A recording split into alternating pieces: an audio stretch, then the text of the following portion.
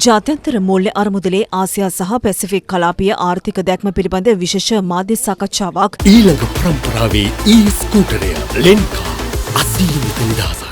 වොෂින්ටනයේදී පැවැත්වුණේ මේ දිනවල පැවැත්වෙන ජාත්‍යන්තර මූල්‍ය අරමුදලේ වාර්ෂික සමුළුවට සමගාමීවයි. ඊට ජාත්‍යන්තර මූල්‍ය අරමුදලේ ආසියා සහ පැසිෆික් කලාපීය නියෝජිතයින් එක්ව සිටියා. I have two questions. Now that the debt restructuring process is largely completed, what are the key fiscal or structural benchmarks does Sri Lanka need to meet in order to unlock the fourth tranche of funding? And how does the recent change in government impact the timeline or the likelihood of achieving these targets? The second question is that there are talks that the new government is sort of contemplating dropping the imputed rental tax that is supposed to come next year. Has this been discussed with the IMF so far? Also, what's IMF position on Sri Lanka continuing with the vehicle suspension? We have a WebEx question on Sri Lanka too, Zuflik. Is IMF having any long-term support program for Sri Lanka, given that the debt restructuring should also have something similar to a common framework, and there should be timely debt reduction measures also in place? What is the IMF's position on these two aspects? Thank you. Has the change in the presidency and the likelihood of change of government at the upcoming parliament polls has an impact on the agreement already reached between Sri Lanka and the IMF? Has there been any move by the new Sri Lankan administration to renegotiate the agreement reached between Sri Lanka and the IMF? There is also similar questions from Hiru News. Thank you. Quite a few questions. Let me try to answer all of them. So the new government took office not too long ago. I led a high-level team to Colombo to discuss to engage with the authorities, and we had some very, very productive discussions with the new government and the team there. And the discussions are continuing this week during the annual meetings. Now, there was broad consensus, I would say unanimous consensus, that Sri Lanka, which was staring at the abyss in 2022, has come a long way in terms of undertaking reforms which have led to some hard-won gains.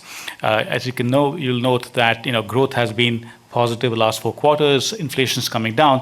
So there was consensus that the new government, from the new government, that they would like to safeguard and build on the hard-won gains under the program. Now, under the program, we have elements which address some of the priorities of the new government, including in terms of social protection and so on.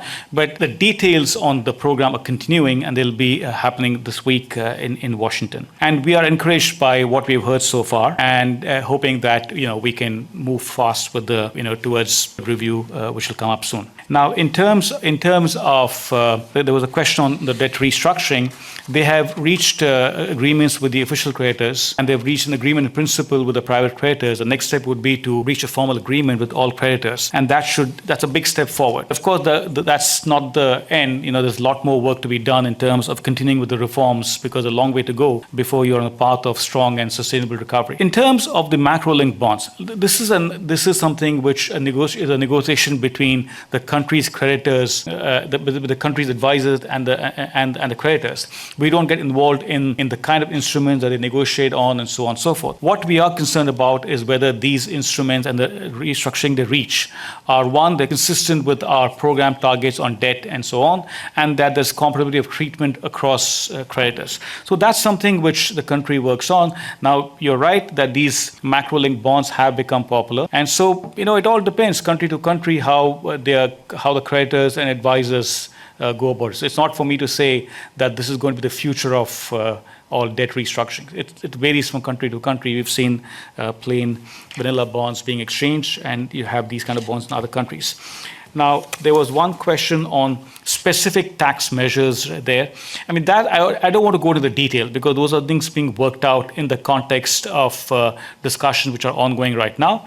Hopefully, we'll move along these negotiations over the next few weeks in a more targeted way. Thank you. Thank you.